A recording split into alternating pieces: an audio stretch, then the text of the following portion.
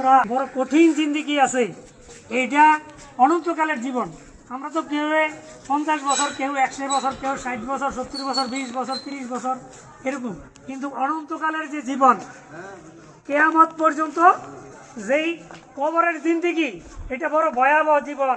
আমরা যদি এই দুনিয়া থেকে কবরের এই সম্বল নিয়ে যেতে পারি, আখেরাতের সম্বল নিয়ে যেতে পারি, তাহলে আমরা কয়বরে হাসরে মিজানে ফুলচেরাতে শান্তি পাবো, নতুবা আমাদের মানে মুসিবতের শেষ নাই।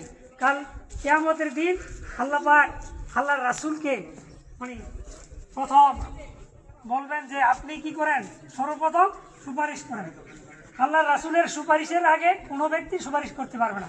তাই আমরা আল্লাহর রাসূলের সেই আদর্শ মোতাবেক চলবো, 5 ওয়াক্ত নামাজ পড়বো এবং আমরা যেন নেক আমল করে যেতে পারি। আল্লাহ যেন আমাদের সবাইকে কবুল করেন, সবাই বলুন আমিন। আর এই যে